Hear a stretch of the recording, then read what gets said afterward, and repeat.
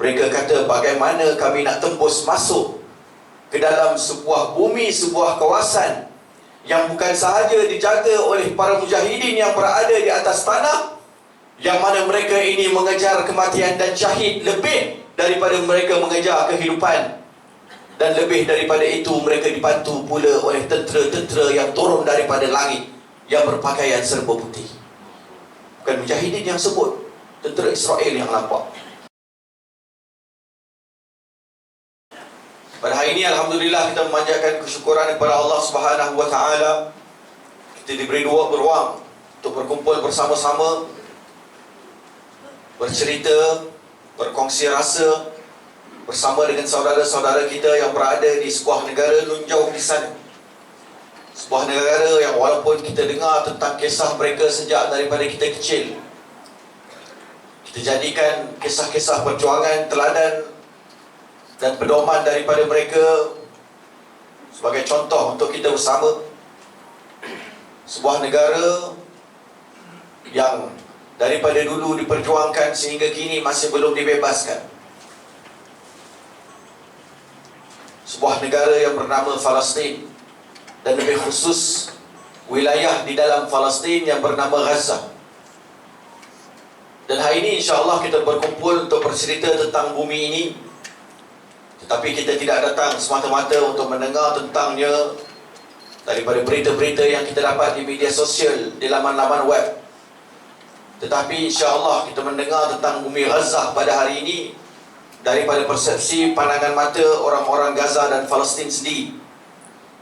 Kerana alhamdulillah saya diberi peluang untuk berada bersama-sama dengan mereka sejak daripada tahun 2013. Duduk di bumi Gaza dan berada di sana sejak tahun 2013 sebagai pelajar di Universiti Islam Gaza dalam bidang syariah, setelah menamatkan degree yang pertama di dalam bidang sains marin di Universiti Malaysia Sabah.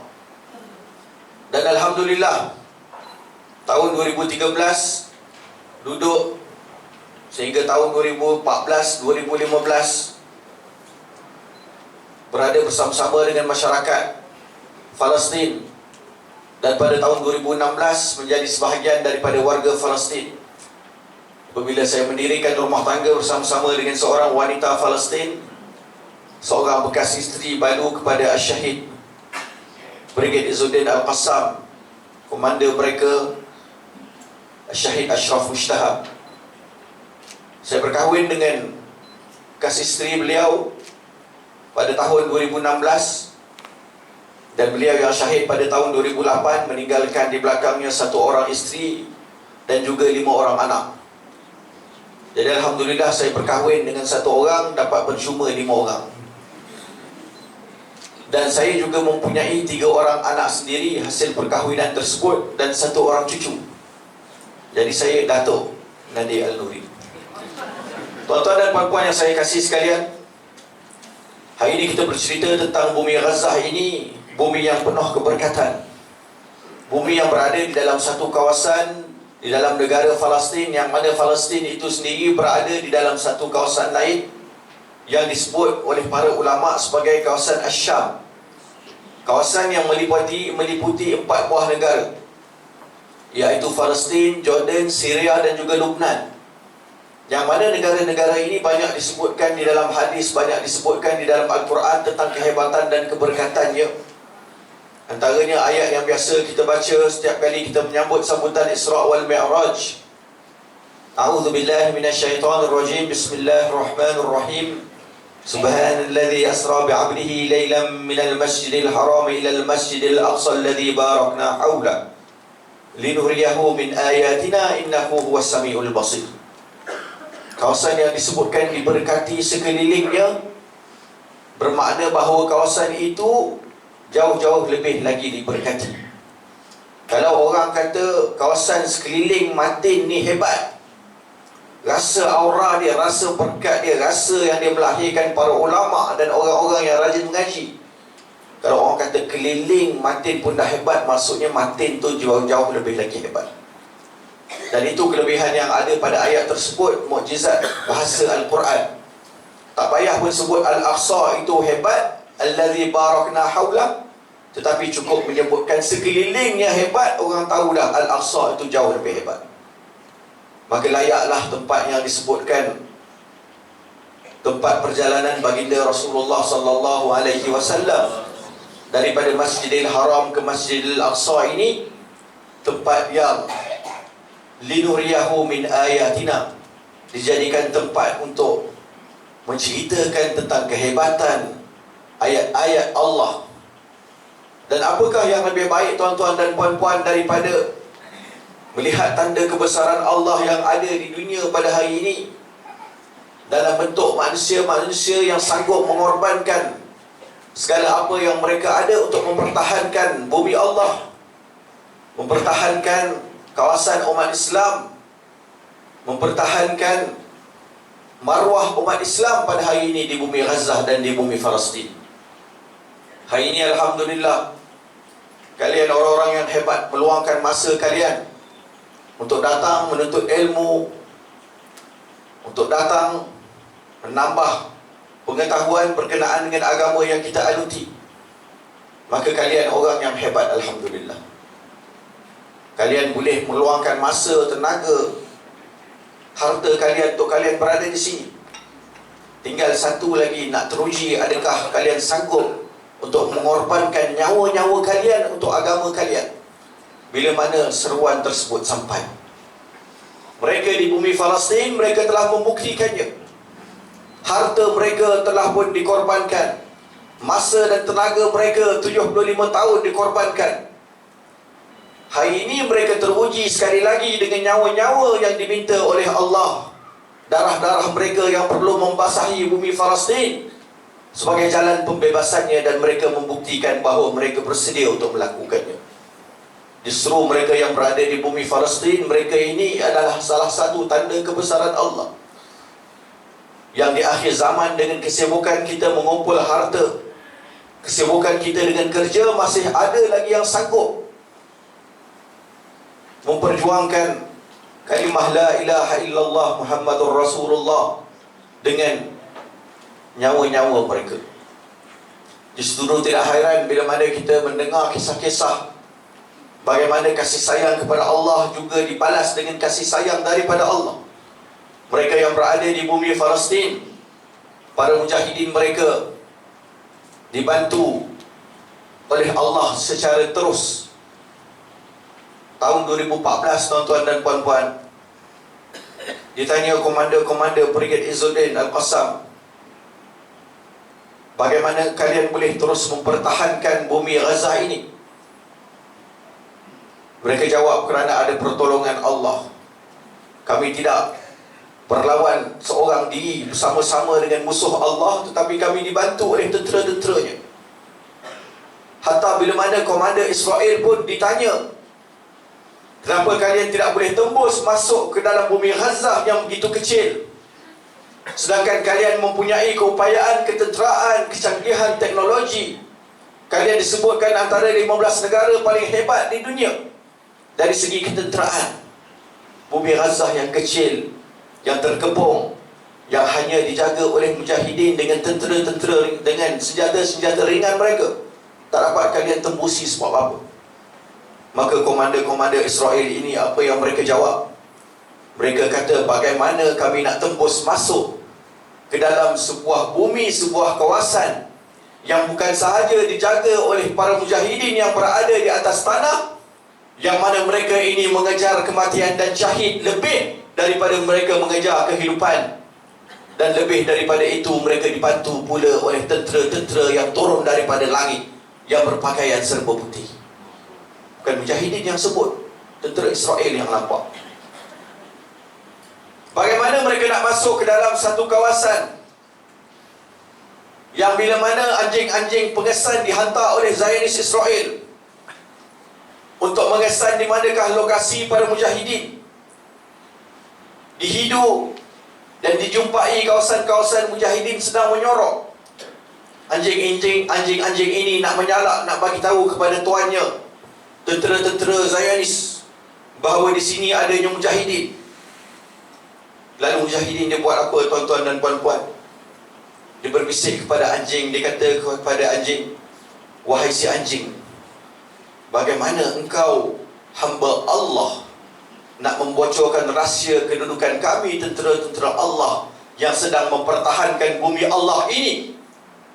Kau nak patuh kepada Tuhan engkau, musuh Allah, dan nak bagi tahu yang kami ada di sini.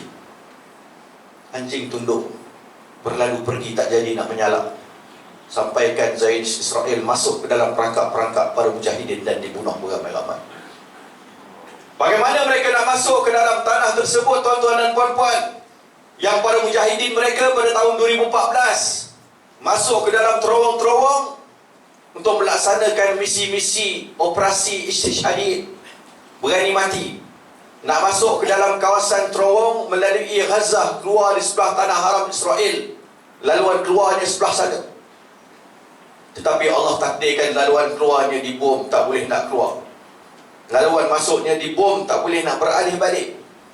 Para mujahidin tersekat di tengah-tengah terowong, tak boleh mara dan tak boleh berundur.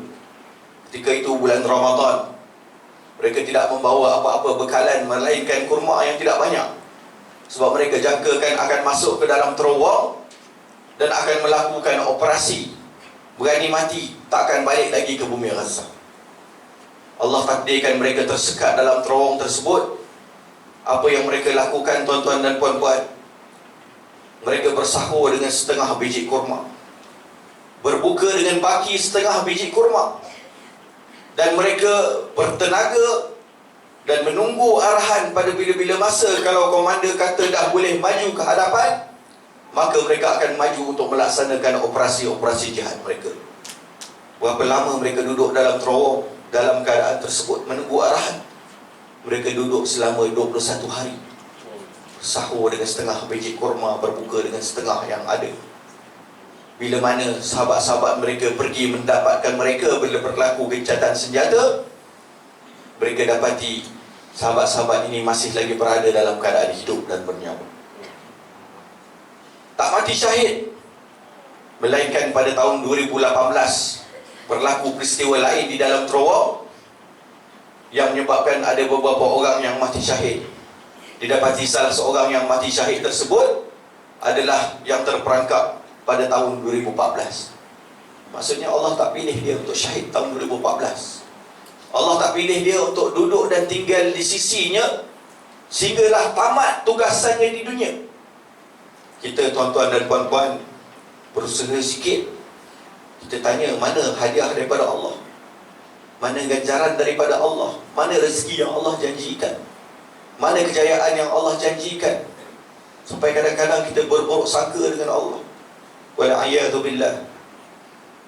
Usaha kita tak sampai ke tahap mereka, tetapi kita mengharapkan ganjaran yang terlalu cepat. Maka mereka inilah yang kami dampingi, alhamdulillah, di bumi Gaza. Yang ketika mana saya melangkah kaki kanan pertama masuk ke dalam bumi Gaza pada tahun 2013 tersebut, saya disambut oleh sahabat-sahabat daripada sana. Nasihat pertama yang mereka sampaikan kepada saya, mereka kata, Nadir, kau masuk ke dalam bumi Gaza ini, kau kena perbarui niat kau. Niat engkau masuk ke dalam bumi Gaza, batang tubuh engkau kena bersedia untuk dikorbankan untuk bumi Palestin pada bila-bila masa. Niat engkau sebagai seorang murabit masuk ke dalam bumi Gaza, maka engkau akan dapat pahala setiap saat yang berlalu tanpa engkau perlu buat apa-apa, asalkan niat engkau adalah seorang murabit. Sama macam kita kalau masuk ke dalam kelas-kelas ini, duduk dengan penuh keyakinan kita nak tambah ilmu pengetahuan kita, nak bagi manfaat dan faedah kepada orang lain. InsyaAllah setiap saat yang berlalu kita dapat pahala. Dan insyaAllah kalau kita punya matin kesayangan kita dibom oleh Zionis Israel pada saat ini, kita sama-sama mati syahid. Cikgu, bersedia ke semua? InsyaAllah. Ada yang nak sampai ke Gaza ke ibu-ibu? Dia nak ke sana? Tunggu sampai habis kita cerita. Kalau masih ada yang nak, kita bagi tiket penerbangan percuma ke Gaza, insya-Allah. Satu hala pergi dan tidak kembali. Tuan-tuan dan puan-puan yang saya kasih sekalian, maka bumi Gaza yang kita ceritakan perihalnya ini adalah satu kawasan yang kecil sebenarnya daripada keseluruhan bumi Palestin. Yang saya rasa ada baiknya saya ceritakan kepada kalian beberapa wilayah yang ada di dalam bumi Palestin tersebut, supaya kalian kenal apa yang sedang berlaku di sana. Dan cara yang paling senang kalian nak kenal peta Palestin ialah melalui tapak tangan saya. Semua ada tapak tangan? Tak ada lagi yang kena bom oleh Zionis? Alhamdulillah. Tapak tangan ni anggap ia adalah peta Palestin yang petanya memanjang daripada atas sampai ke bawah. Ada beberapa kawasan dalamnya yang kalian kena kenal. Yang pertama sekali ialah jari kelingking saya ini yang merupakan kawasan paling kecil, iaitu kawasan Gaza. Di sebelah kiri ini, ibu jari saya, kawasan West Bank, tebing barat, yang di dalamnya ada beberapa wilayah-wilayah yang lain. Di tengah-tengah ni, yang besar ni ialah kawasan Tanah Haram Israel, ataupun bumi Palestin yang telah pun dijajah. Jadi yang kalian perlu faham, pertama sekali, bumi Gaza dan bumi West Bank, tebing barat adalah dua kawasan yang terpisah. Masjid Al-Aqsa terletak di mana? Terletak di West Bank, tebing barat. Bermakna apa? Orang yang berada di Gaza, saya yang duduk 11 tahun di Gaza, sahabat-sahabat saya yang memang lahir di bumi Gaza, tidak pernah mendirikan solat di Masjidil Aqsa yang terletak di tebing barat, sebab kami tak dibenarkan untuk lalu cross tanah haram Israel tersebut. Walaupun jarak di antara Gaza dan tebing barat Masjidil Aqsa hanyalah sekitar 90 km sahaja. Tak boleh. Begitu juga bila mana Masjidil Aqsa diserang, mereka yang berada di Gaza ini, khususnya para mujahidin yang kita kenal pada hari ini, nama-nama mereka disebutkan Mujahidin Brigade Izzuddin Al-Qassam. Mereka ini berpusat di Gaza. Mereka tidak boleh pergi untuk menyelamatkan Masjid Al-Aqsa yang ada di sini. Sama bila mana Gaza diserang, orang yang ada di Masjidil Aqsa, di kawasan Quds, di kawasan Jenin, di kawasan Khalil, mereka tidak boleh pergi untuk membantu kawasan Gaza. Sebab Zionis memang dia buat perancangan sebegitu untuk cuba memecah-mecahkan kawasan-kawasan tersebut supaya umat Islam di dalamnya tidak boleh bersatu. Maka tuan-tuan dan puan-puan, di bumi Gaza ini kita kena faham 100% penduduk yang ada di dalamnya adalah orang-orang Palestin. Sama ada yang beragama Islam atau sekitar 1000 orang yang beragama Kristian. Sebab apa 100% orang Palestin? Sebab mereka yang berada di dalam bumi Gaza ini daripada kalangan orang-orang Yahudi Zionis, tahun 2005 diarahkan keluar oleh pemimpin-pemimpin mereka. Tak tahan duduk dalam Gaza yang terlalu banyak operasi, masalah security dan sebagainya. Maka diorang keluar, duduk di kawasan-kawasan Tanah Haram Israel dan juga kawasan lain bumi Palestin yang berlakunya pengilhakan, pembukaan penempatan-penempatan haram mereka. Di West Bank ada percampuran penduduk orang Palestin dan orang Yahudi. Jadi kalau kalian buka berita hari ini, tengok operasi cubaan menikam tentera Zionis Israel, automatik West Bank tak boleh berlaku dalam Gaza. Sebab Gaza dalam keadaan biasa, Zionis Israel hanya ada di sempadan, tak boleh masuk ke dalam bumi Gaza. Kalau kalian baca operasi cubaan melanggar tentera Zionis Israel di pos-pos kawalan mereka dengan kenderaan, maksudnya berlaku di West Bank. Serangan melalui udara hanya berlaku di Gaza. Sebab apa? Sebab kat sini ada orang dia tak boleh nak bom ramai-ramai. Faham ke? Jadi bumi Gaza yang kita sebutkan ini, yang sedang dihentam, yang sedang dibedil, yang sedang dimusnahkan, agak-agak berapa besar dia? Daripada utara sampai ke selatan, panjangnya sekitar 40 km sahaja. Daripada timur ke barat, lebar dia 9 km. Maksudnya kawasan Gaza yang sedang dibedil dengan bom-bom yang lebih berat daripada bom-bom yang dilepaskan sepanjang Perang Dunia Kedua, luasannya hanyalah 360 km persegi saja. Lebih kecil daripada separuh Perlis, tetapi didiami pada hari ini oleh 2.3 juta orang. Perlis berapa orang? Belum sejuta. 500,000 sampai lah. Alhamdulillah. Jadi kena lahirkan lagi ramai pejuang supaya Perlis boleh menakluk Malaysia nanti. Tiba kan? Rakam kan? Saja gurau je. Jadi Alhamdulillah, mereka yang berada di bumi Gaza inilah yang sedang mempertahankan keseluruhan kawasan Palestin. Mereka inilah yang berjaya untuk menjajah sebahagian daripada kawasan Israel yang telah pun diambil pada 7 Oktober lepas untuk mencapai beberapa tujuan. Mereka inilah yang berada di dalam bumi yang kecil yang berbagi ini, yang sedang mewakili kita semua 1 bilion umat Islam yang ada di seluruh dunia. Saya duduk di dalam kawasan ini dan kita kenal bagaimana penderitaan dan kesakitan yang dilalui oleh penduduk-penduduk hatta di luar daripada waktu peperangan. Kerana Gaza ini disebut sebagai the biggest open air prison, penjara terbuka paling besar di dunia. Sebabnya apa? Sebab sempadan Gaza ini di sebelah kanan Lautan Mediterranean. Kalau dalam peta sebelah kiri Lautan Mediterranean. Tak boleh keluar lebih daripada 12 batu nautika. Akan dibom oleh kapal laut perang Zionist Israel. Tak boleh keluar melalui jalan udara. Satu-satunya airport yang ada telah dibom dan tidak dibenarkan untuk dibaiki semula berbelas-belas tahun lamanya.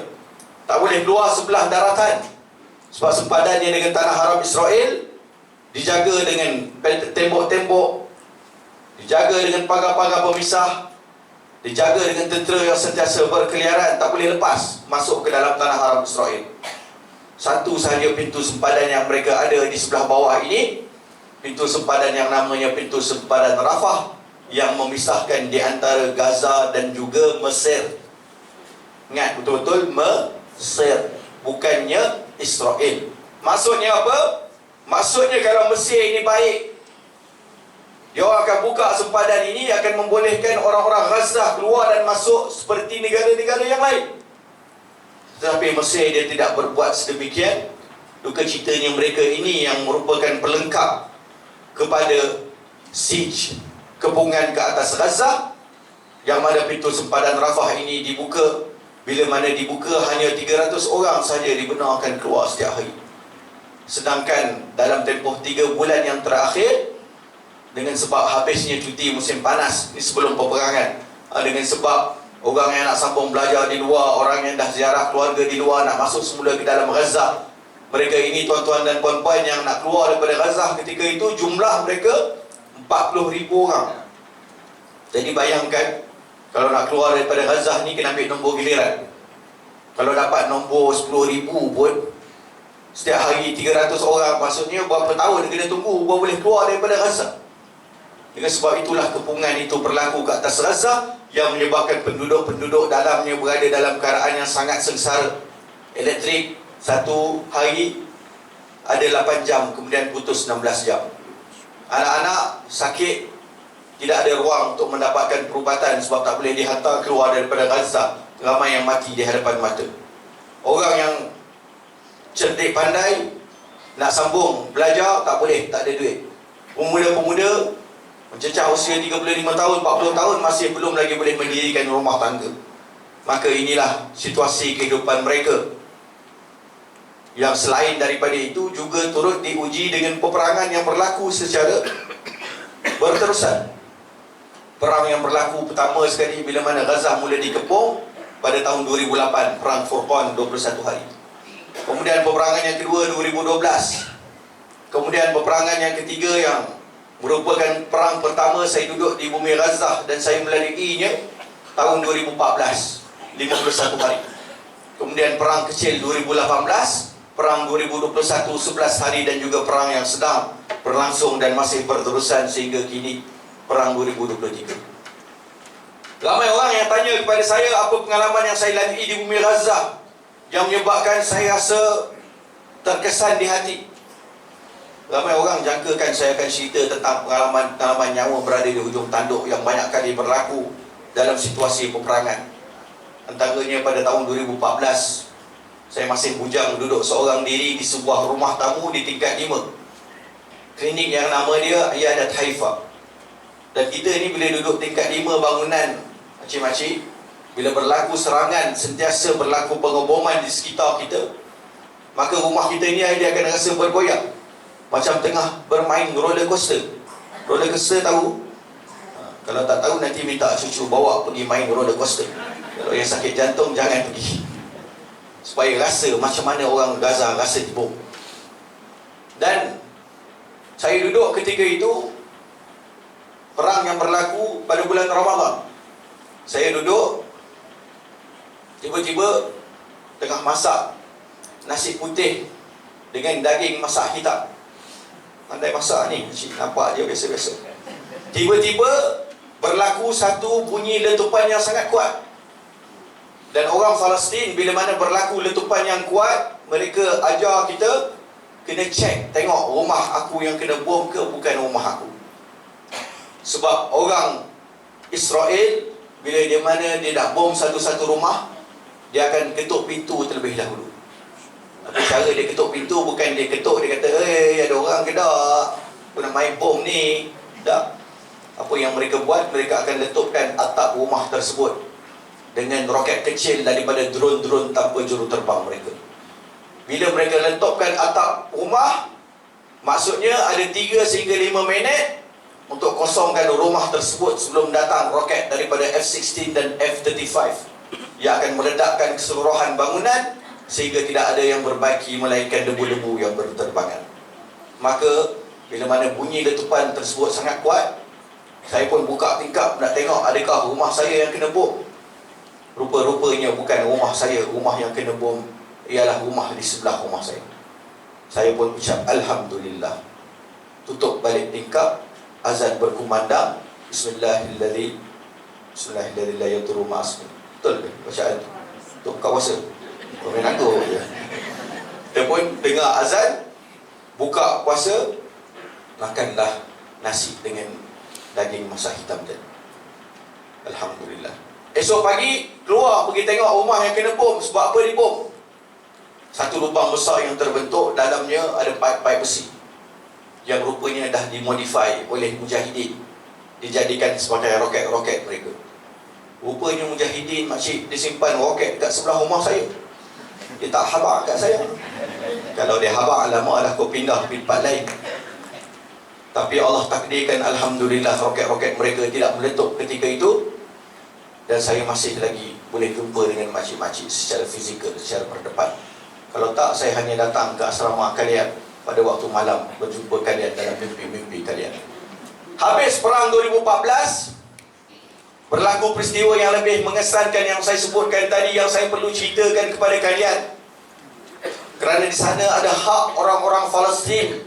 Sebab apa mereka melaksanakan kegiatan dan aktiviti tersebut? Sebab duka citanya umat Islam sudah lupa kepada mereka, orang Palestin. Bila mana berlaku peperangan, habis 1 bulan, paling lama 2 bulan. Selepas itu orang Islam akan lupa tentang bumi Palestin yang masih lagi dijajah. Orang Islam akan lupa tentang anak-anak yatim yang setiap hari menumpahkan air mata kerana tidak ada lagi tempat untuk bergantung. Kita lupa kepada para isteri yang kehilangan suami-suami mereka sebagai syuhada. Anak-anak muda yang berhempas pulas mendirikan rumah-rumah mereka yang dibom dan hilang sekelip mata. Maka tuan-tuan dan puan-puan, duka citanya tahun 2018 tersebut, rakyat Gaza terpaksa merencana satu aktiviti perarakan aman yang disebut sebagai The Great Return March ataupun Masirah Al-Audatul Kubra. Tujuan dia untuk apa? Tujuan dia untuk mengingatkan kepada kita bahawa bumi Palestin masih perlu untuk dipertahankan. Ketika itu apa yang mereka buat? Setiap hari Jumaat sepanjang 2018, mereka berharap mendekati sempadan-sempadan tanpa membawa apa-apa senjata dan kelengkapan. Walaupun mereka nampak di hadapan mereka sepanjang sempadan dijaga oleh tentera Zionis, kereta-kereta kebal mereka, kenderaan berperisai mereka, sniper-sniper mereka di sebalik bukit-bukit pasir. Tetapi para pemuda ini mereka tidak takut. Setiap kali mereka melaungkan Allahu Akbar, mereka bergerak satu langkah ke hadapan. Dilaungkan Allahu Akbar, mereka bergerak satu lagi langkah ke hadapan. Ketika itu di sebelah kanan saya ada sahabat-sahabat yang saya panggil mereka sebagai unit tayar. Sebab apa unit tayar? Sebab mereka ini bawa tayar ke barisan paling hadapan. Dibakar tayar-tayar tersebut, asap hitam yang berkepul-kepul keluar menghalang pemandangan sniper-sniper Zionis daripada melihat pemuda yang sedang mara ke hadapan. Di sebelah kiri kita panggil unit pagar. Sebab mereka ini bawa satu tali yang panjang dipasang dengan cangkuk besi, lari ke arah barisan paling hadapan disangkutkan cangkuk-cangkuk besi tersebut pada pagar-pagar pemisah, ditarik beramai-ramai nak dijatuhkan. Ketika itu kita melihat latihan yang diberikan kepada sniper-sniper Zionis khususnya sangat-sangat pakar, yang mana mereka bertujuan ketika itu bukan untuk membunuh seramai orang mungkin, tetapi untuk mencacatkan pemuda-pemuda dan memusnahkan masa hadapan mereka. Di hadapan mata saya berlaku satu orang sniper Zionis dengan satu butir peluru menumbangkan 3 orang pemuda. Ditembak kaki pemuda yang pertama, pelurunya tembus masuk ke dalam kaki pemuda yang kedua, tembus masuk ke dalam kaki pemuda yang ketiga, barulah peluru tersebut terhenti dan ketiga-tiga orang pemuda tersebut tumbang. Ketika itu saya berada di belakang pemuda yang ketiga. Jadi tuan-tuan dan puan-puan, satu hari nanti sampai ke Gaza, insya-Allah nak ikut demonstrasi, pastikan ada 3 orang di hadapan. Jadi lagi kan nak ikut pergi Gaza tadi, dah semangat tadi. Tak habis cerita lagi ni. Ketika itulah kita melihat tangan-tangan yang terputus, tangan-tangan yang tercabut, isi perut yang terburai, kaki-kaki yang sudah tidak ada dan tidak melekat pada batang tubuh pemuda-pemuda. Ketika itulah kita mendengar naungan sesekali syahid-syahid, bermakna ada pemuda yang sudah tumbang. Dan bila mana naungan syahid kedengaran, pemuda-pemuda Palestin ini mereka tidak berlari daripada tempat tembakan dilepaskan, malah mereka berlari ke arah syuhada yang tumbang, nak dibawa beramai-ramai, tak dapatkan pahala sebagai seorang penjunjung syahid, dibawa ke ambulans, seterusnya dibawa ke tanah-tanah perkuburan untuk disembadikan. Ketika itu tuan-tuan dan puan-puan, dalam tempoh hanya beberapa jam pada kemuncak The Great Return March 15 Mei 2018, lebih daripada 60 orang yang mati syahid, semata-mata untuk mengingatkan kepada kita bahawa perjuangan Palestin belum lagi selesai. Berlalu perang 2021, masuk ke dalam perang 2023 yang kita nak sentuh sedikit pada hari ini. Perang 2023 tuan-tuan dan puan-puan, perang baru yang tidak pernah berlaku dalam bentuk yang sedemikian. Para mujahidin yang selama ini hanya bertindak secara defensif, mempertahankan Gaza daripada sempadan-sempadannya, pertama kali pada tahun 2023 melakukan serangan secara ofensif masuk ke dalam tanah haram Israel. Ketika itu saya berada di Malaysia bersama-sama dengan rakan-rakan saya menguruskan bengkel-bengkel advokasi. Sekitar jam 12.30 tengah hari, bersamaan 6.30 pagi waktu Gaza, telefon saya dimasuki WhatsApp yang begitu banyak. Buka-buka, penduduk-penduduk Palestin ada yang menyebutkan bahawa mereka terkejut mendengar berita pagar-pagar pemisah Zionis Israel dibom dan mujahidin sedang masuk ke dalam tanah haram Israel dengan motosikal dan jeep-jeep mereka. Ada yang sebutkan bahawa mereka mendengar bunyi roket yang begitu banyak dilepaskan daripada bumi Gaza masuk ke dalam tanah haram Israel. Ada juga yang menyebutkan bahawa mereka mendengar berita bagaimana para mujahidin sedang terbang masuk ke dalam tanah haram Israel melepasi pagar-pagar pemisah tersebut. Ketika itu tidak ada sesiapa yang tahu apa yang sedang berlaku, sehinggalah muncul Ketua Komander Brigade Izzuddin Al-Qassam yang namanya Abu Khalid Al-Daif ataupun Muhammad Al-Daif, seorang lelaki yang ketika ini memimpin hampir 50,000 mujahidin yang ada di dalam Gaza, di dalam Brigade Izzuddin Al-Qassam.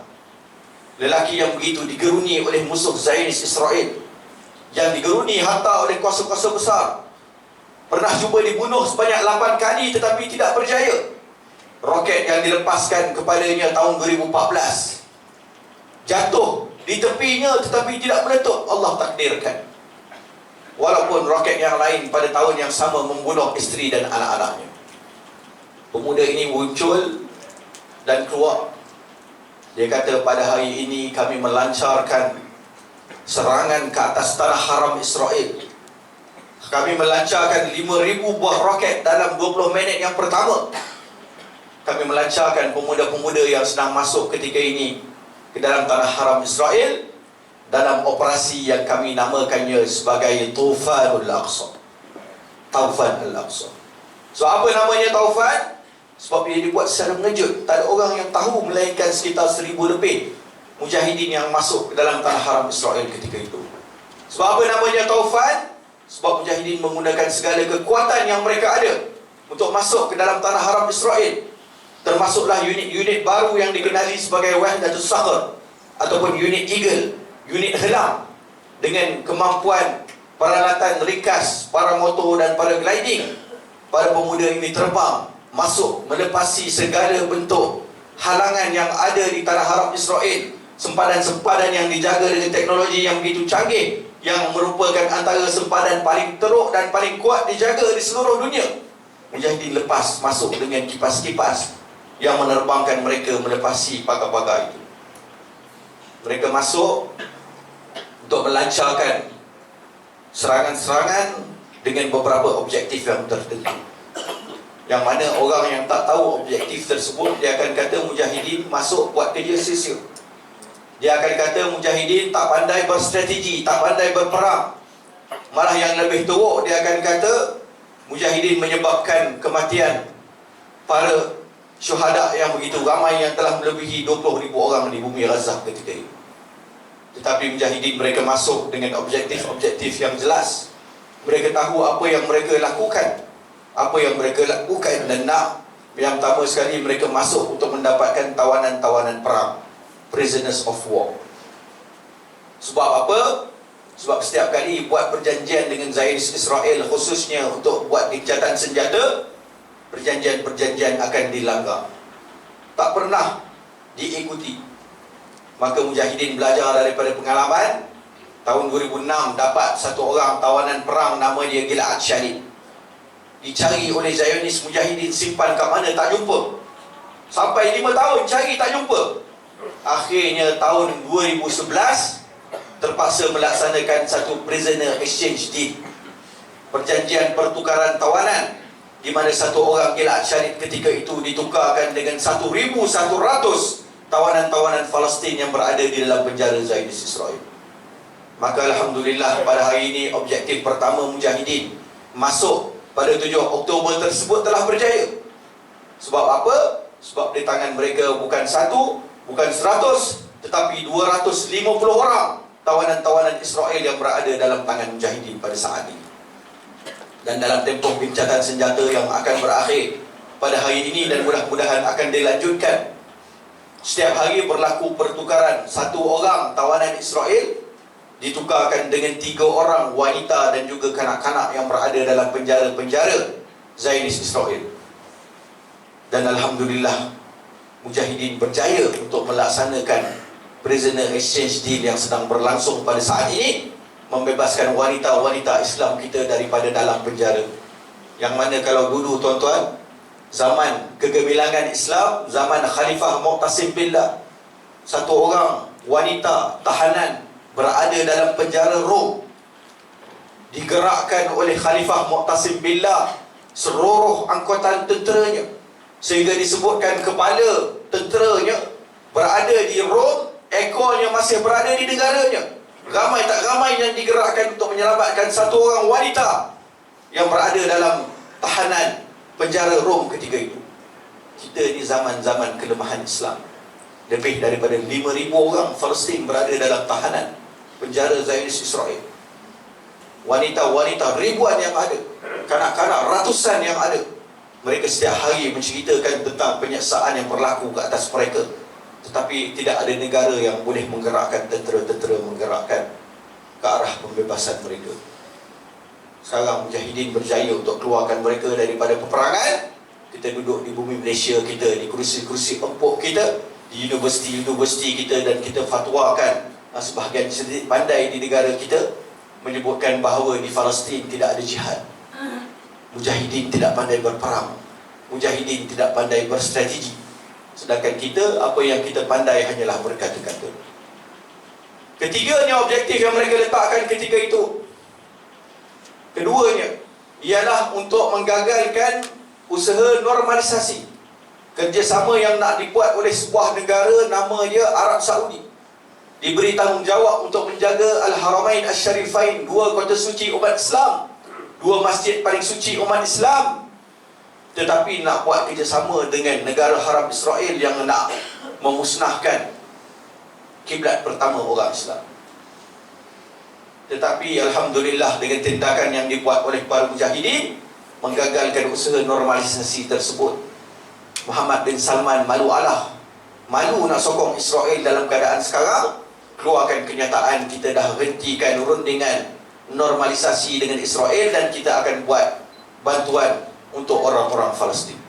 Dan yang ketiga, tuan-tuan dan puan-puan, sebab mereka melakukan serangan ketika itu ialah kerana mereka tahu kalau mereka tak serang, Zaidi sebenarnya merancang untuk melakukan serangan ke atas Gaza dengan sebab kelemahan politik, sosial dan ekonomi yang sedang mereka hadapi ketika ini.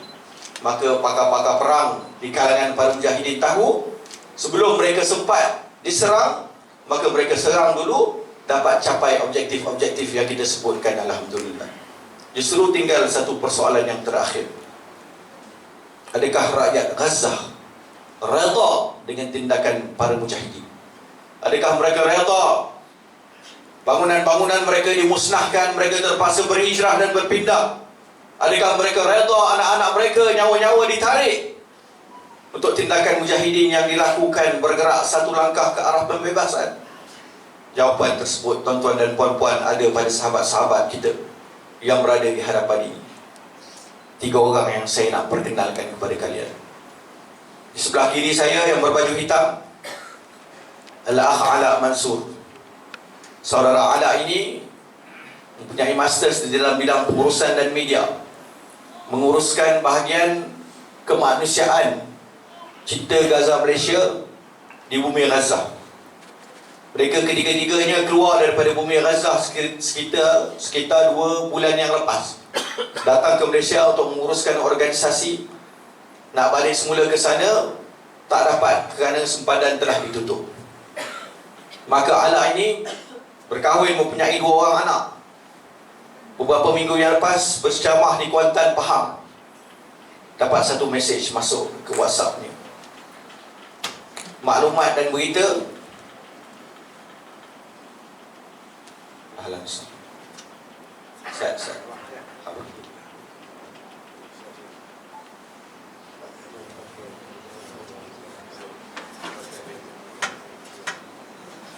Majlis mengalu-alukan Al-Fadil Tuan Guru Ustaz Husaini Yahya bersama dengan kita pada hari ini, insyaAllah. Maka Al-Akh Ala Mansur berceramah di bumi Kuantan. Tiba-tiba mesej masuk ke WhatsApp-nya, memaklumkan rumah di sebelah rumah tempat isteri dan anak-anaknya berlindung di bom. 1 jam dia tunggu berita anak-anaknya masih lagi bernyawa ataupun tidak. Akhirnya Alhamdulillah selepas 1 jam dimaklumkan bahawa anak-anaknya masih lagi hidup dan isterinya dapat diselamatkan daripada bawah runtuhan dalam keadaan cedera tetapi masih lagi bernyawa. Yang sebelahnya Akh Syari Salim, Masters Linguistics, Bahasa Inggeris, orang yang pegang pusat budaya Malaysia kita di bumi Gaza, Palestin. Dan saudara Syadi ini berasal daripada utara Gaza, kawasan tempat diarahkan orang-orang Palestin yang duduk di sana berpindah ke kawasan Gaza Tengah dan Gaza Selatan. Keluarganya enggan untuk berpindah, nak pertahankan tanah tempat tinggal mereka, tetapi tidak boleh kekal di rumah yang telah separuh musnah. Maka isterinya, anak-anaknya, ibu, ayah dan adik-beradiknya tinggal di sekolah-sekolah pelarian bersama-sama dengan ribuan pemuda-pemuda dan penduduk yang lain. Dia duduk di sekolah-sekolah tersebut. Diceritakan kepada saya nak dapatkan beberapa keping roti untuk disuapkan kepada anak-anak supaya tidak mati kelaparan. Kena beratur 4-5 jam sehari. Habis beratur untuk dapatkan roti, beratur lagi 5 jam untuk mendapatkan beberapa botol air bersih supaya anak-anaknya tidak mati kehausan. Duduk bertahan di sekolah-sekolah tersebut walaupun diancam untuk dibom pada bila-bila masa. Sekitar 1 minggu yang lepas, sebuah sekolah di sebelah utara, nama dia Sekolah Al-Fakhura, dibom oleh Zionis Israel di tengah malam. Lebih 200 orang yang mati syahid dalam serangan tersebut. Kami dalam perjalanan ke satu program yang mengambil masa kira-kira 1 jam. Dalam tempoh 1 jam tersebut, tak kurang daripada 5 orang Syadi tunjukkan gambar-gambar. Ini jiran aku, mati syahid. Ini keluarga sebelah isteri aku, mati syahid. Ini keluarga sebelah ayah aku, mati syahid. Ini kenalan aku masa kecil, mati syahid. 5 orang dalam tempoh 1 jam yang dikenal mati syahid ditunjukkan kepada saya seorang demi seorang. Tetapi mereka masih kekal berada di sana.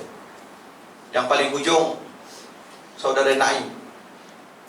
Yang mana saudara Naim pengorbanannya untuk bumi Palestin berlaku sebelum daripada perang ini lagi. Tahun 2008 dihadiahkan ayahnya untuk perjuangan. Seorang komander besar Brigade Izzuddin Al-Qassam sibuk dengan urusan jihad, nak gali terowong masuk ke dalam tanah haram Israel supaya boleh buat operasi di sana. 6 bulan terakhir kerja-kerja jihad yang dilakukan menyibukkannya sampai dia tak sempat nak balik ke rumah berjumpa dengan isteri dan anak-anak. 6 bulan tak balik ke rumah, satu hari balik ke rumah, bermain dengan anak-anaknya, melepaskan kerinduan. Lalu dipanggil budak ini yang ketika itu berusia 8 tahun, duduk di sebelahnya.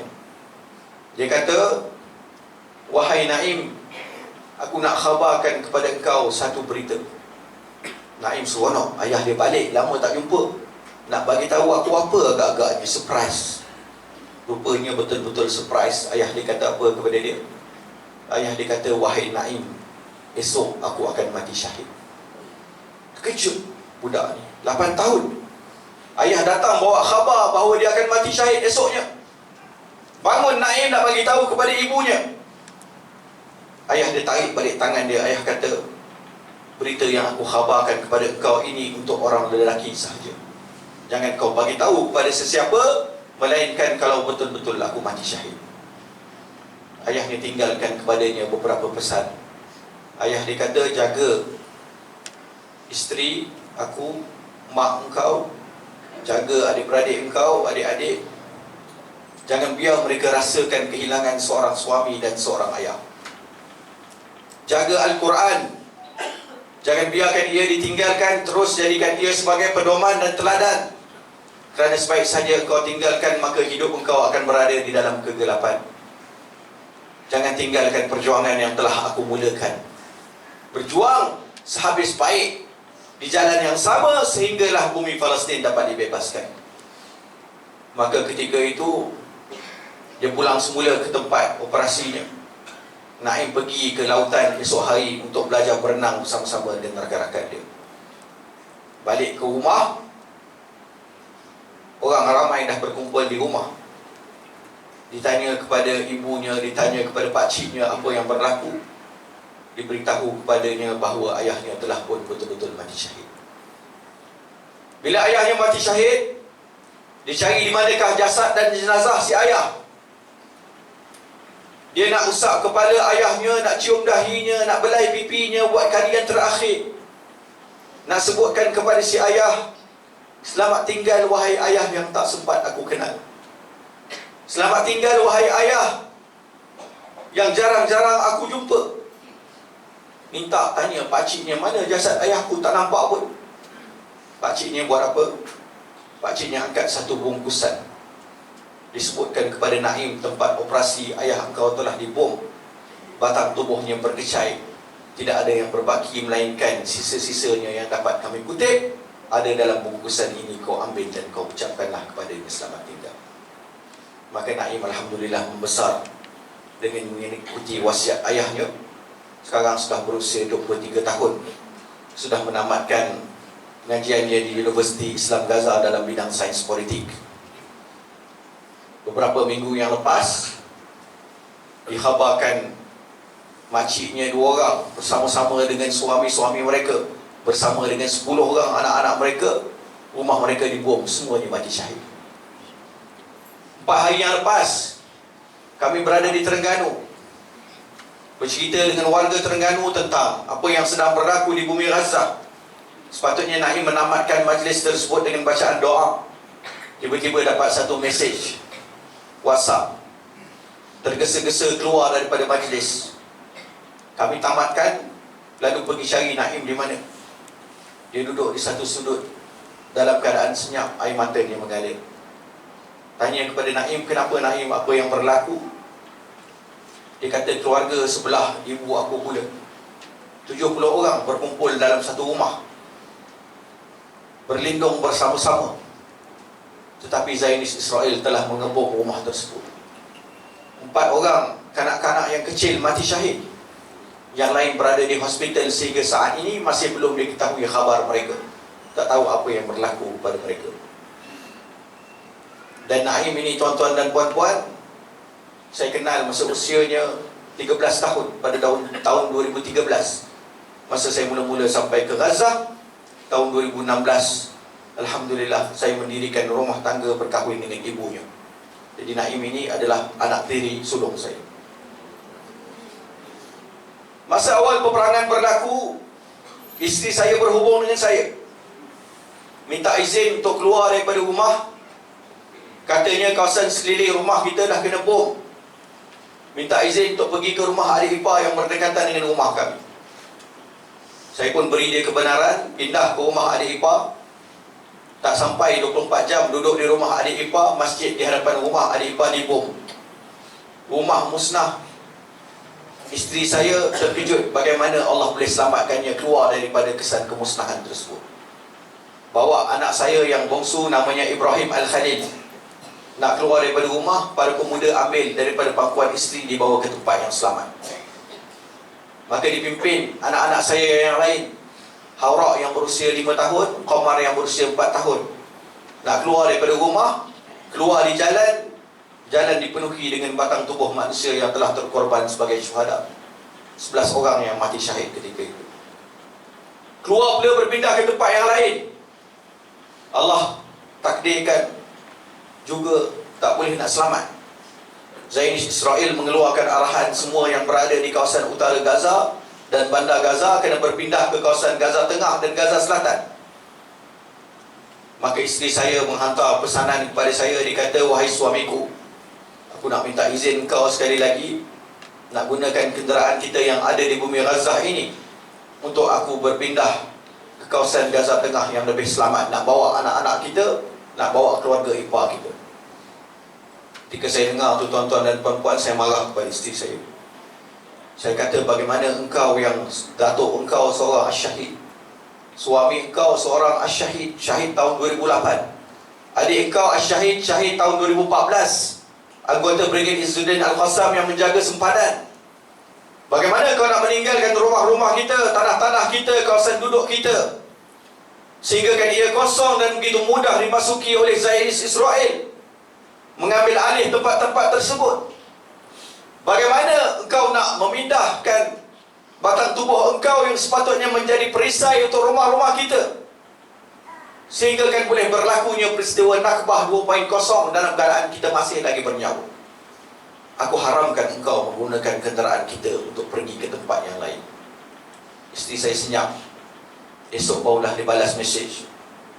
Dia kata, wahai suamiku, semalam kami telah berbincang. Kami telah menamatkan bacaan 30 juzuk Al-Quran. Allah telah mencampakkan ke dalam hati kami sakinah dan ketenangan. Aku berjanji kepada engkau, aku tidak akan meninggalkan rumah-rumah ini walaupun ia dibom di atas kepala-kepala kami. Saya tanya kepada isteri saya, kau nak ke aku balik ke Gaza ketika ini? Isteri saya dia kata, Gaza ni sekarang tidak ada elektrik, tidak ada internet. Kalau kau balik ke bumi Gaza, maka kau tidak akan dapat buat apa-apa melainkan kau menjaga kami lawan beranak.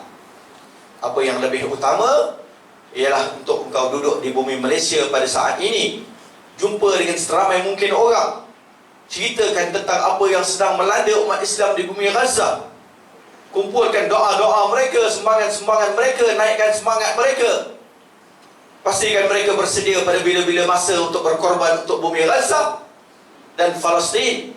Maka saat itu engkau akan dapat membantu keseluruhan penduduk-penduduk Palestin. Sedangkan kami, jangan kau bimbangkan keadaan kami, Allah akan menjaga kami. Kau maafkan saja segala kesilapan-kesilapan aku yang lalu terhadap engkau. Dan kalau kita tidak dapat berjumpa lagi di dunia, mudah-mudahan Allah akan kumpulkan kita di syurga. Tuan-tuan dan puan-puan yang saya kasih sekalian, di hujung ucapan Abu Khalid Al-Daif, Komander Brigade Izzuddin Al-Qassam tadi, disebutkan apa? Dia kata, tanpa sokongan padu daripada seluruh umat Islam yang ada di seluruh dunia, kita takkan dapat menang pada kali ini. Kita takkan dapat bertahan di bumi Gaza ini. Kita takkan dapat memastikan anak-anak kita tidak mati kelaparan, suami isteri tidak mati kehausan, tanpa sokongan daripada seluruh umat Islam. Tetapi yang lebih menariknya tuan-tuan dan puan-puan, apa yang disebutkan di hujung ucapan itu setelah diumumkan dan disebutkan tentang sokongan yang diperlukan daripada seluruh umat Islam, disebutkan nama beberapa buah negara yang diharapkan sebagai tulang belakang perjuangan mujahidin yang sedang berlaku di bumi Gaza saat ini. Tak banyak nama negara yang disebutkan, tetapi salah sebuah nama negara yang disebutkan ialah nama Malaysia yang kita kasih. Ketua Mujahidin di bumi Gaza menyebut nama kalian yang berada di hadapan saya, rakyat Malaysia, yang diharapkan untuk menjadi tulang belakang kepada perjuangan mereka. Maka hari ini jangan kita teragak-agak, jangan kita terfikir-fikir untuk menyalurkan terus sumbangan-sumbangan kita, untuk menyalurkan terus doa-doa kita, solidariti kita. Mudah-mudahan kitalah yang akan dipilih oleh Allah untuk menjadi generasi setara generasi Salahuddin Al-Ayyubi yang akan membebaskan bumi Palestin dalam keadaan kita masih lagi hidup dan bernyawa, insya-Allah. Justru tuan-tuan dan puan-puan, kami datang membawa pesan, kami datang membawa harapan. Mudah-mudahan perkongsian kita yang ringkas dan pendek ini dapat menyuntik sedikit semangat ke dalam batang tubuh kita masing-masing untuk terus berjuang.